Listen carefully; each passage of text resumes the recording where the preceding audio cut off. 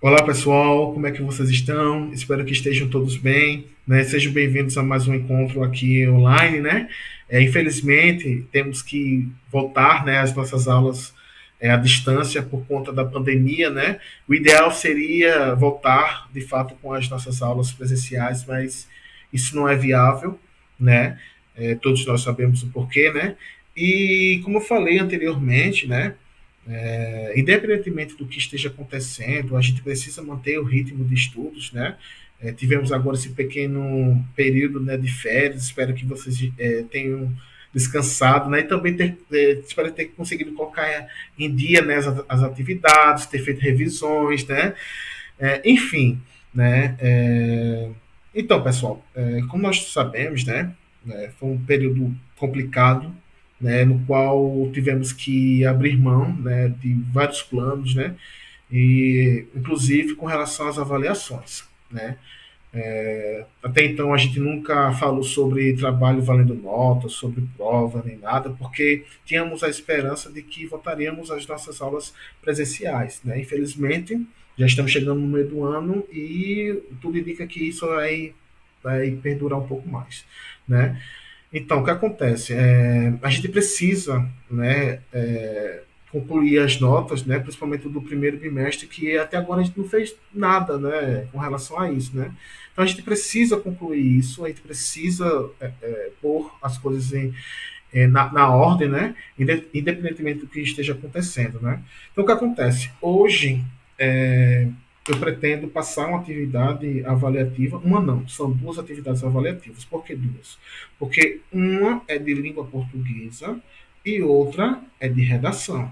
Tá ok, pessoal? Mas não precisa se preocupar, né, que não vai ser nada complicado, pois eu sou um professor, sou uma pessoa extremamente compreensível, né? Eu sei que a gente está passando uma situação complicada, mesmo que estejamos em casa, mas não é uma situação fácil, né? Sei que não há apenas as minhas disciplinas, né? Não sou o único professor, há outros professores também. Então, eu sei muito bem que vocês estão bastante atarefados, é muito conteúdo, muita videoaula, né? São muitos trabalhos para realizar, então não precisa se preocupar que eu não vou passar nada de complicado para vocês, pois, como eu já deixei claro várias vezes, meu objetivo não é prejudicar os alunos, pelo contrário, eu estou aqui para ajudar.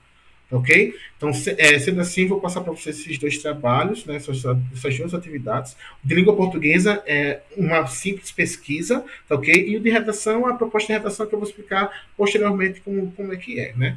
Mas antes, né, eu preciso deixar claro o seguinte, que, como vocês bem sabem, eu nunca fui um professor de impor um tempo limite, né? Sempre deixei vocês à vontade, não é isso? Só que o que acontece? Eu preciso computar a nota de vocês no sistema até segunda-feira, certo? Então, o que acontece? Eu preciso estipular um tempo limite para entregar esse trabalho, tá certo? Para que eu possa avaliar e assim atribuir uma nota.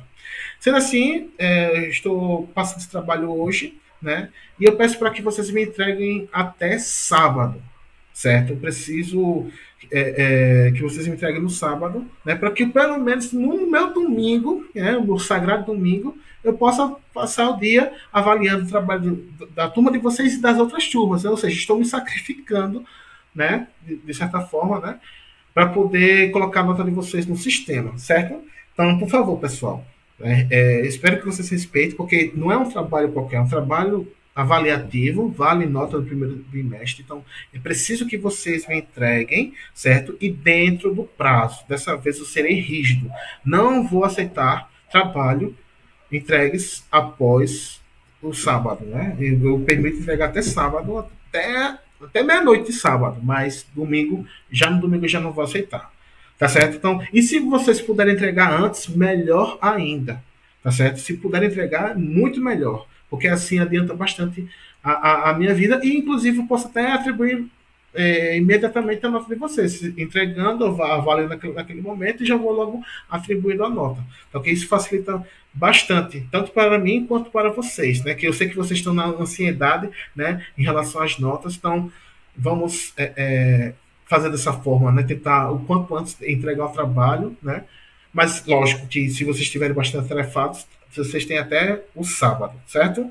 Né? Então, vamos lá, pessoal, entender qual seria a pesquisa. Então, para a língua portuguesa, certo? Será uma pequena pesquisa. Eu quero que vocês pesquisem quem foi Ferdinando Saussure. Antes de pedir essa pesquisa, pessoal, eu preciso fazer aqui uma explicação, né? Na escola, dificilmente se fala sobre a ciência da linguagem, né? Na escola, nas aulas de língua portuguesa, a gente fica muito preso à gramática normativa, regras e tal, mas a gente nunca é levado a pensar cientificamente, né? Essa é a minha ideia, mas por conta do conteúdo que é trabalhado no próprio módulo, é dificilmente a gente é levado a pensar cientificamente em relação à língua, à língua, né? E, para quem não sabe, existe uma ciência que estuda a linguagem, né?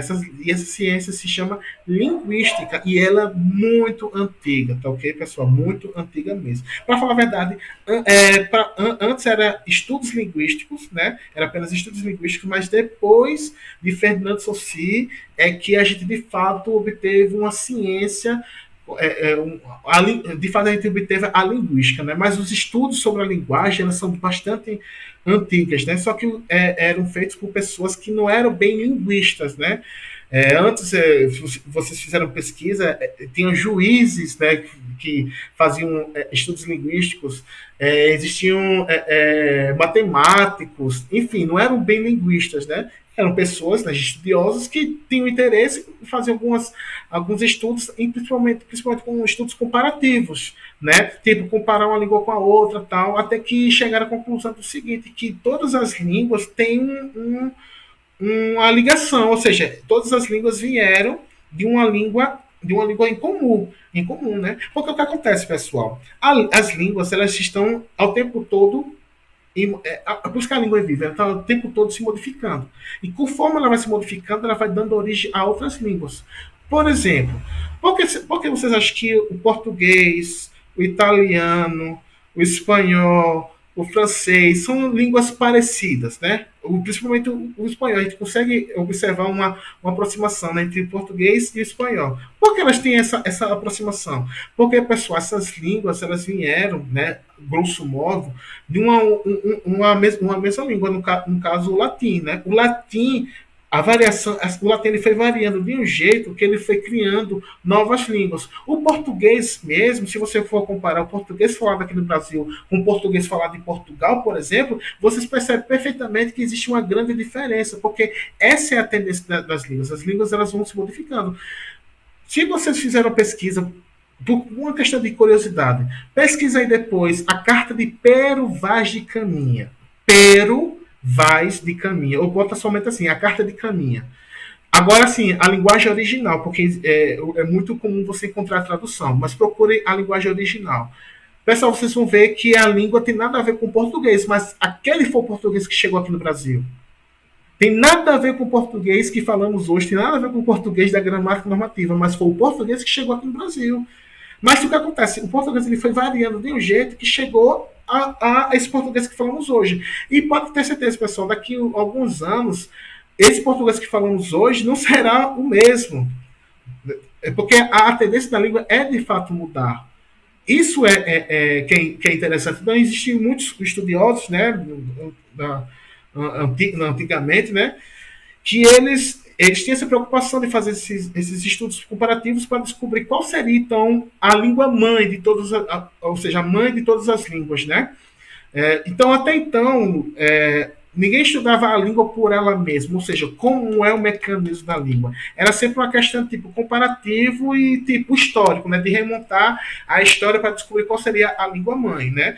Mas foi depois de Ferdinando Saussure, né, que houve então essa mudança, que é exatamente aí que eu quero que vocês façam a pesquisa, né? Eu já ia entregar o ouro aqui. Então, eu quero que vocês façam a pesquisa, ok, pessoal?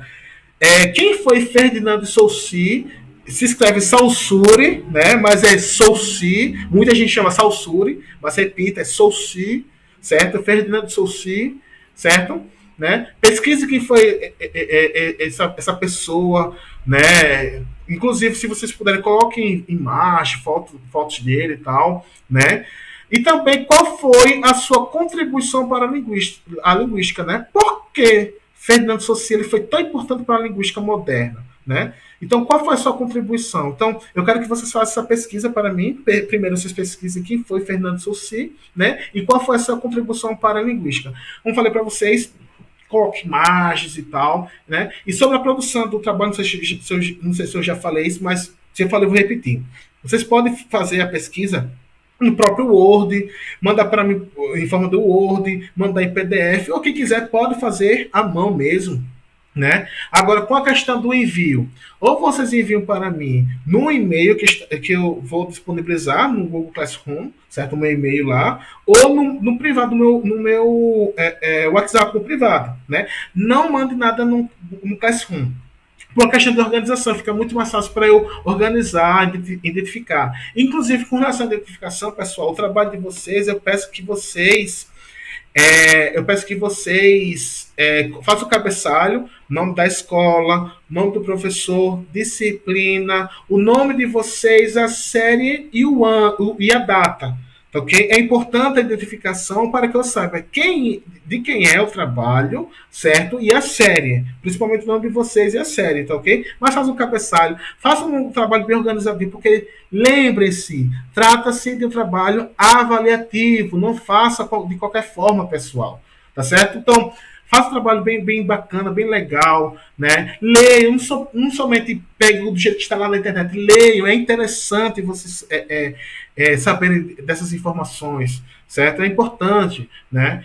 Então, faça um trabalho bem legal, né? Pode colocar no Word, pode colocar em formato PDF, envia para mim pelo e-mail ou pelo WhatsApp, tá ok? Quem for fazer à mão, quando for bater a foto na imagem lá, façam de uma forma que fique de fácil identificação, de fácil leitura, porque os trabalhos anteriores teve o pessoal que me entregou textos, principalmente, tipo redação, no qual era impossível fazer uma correção. Né? Então, procure fazer de forma, se for fazer à mão, né?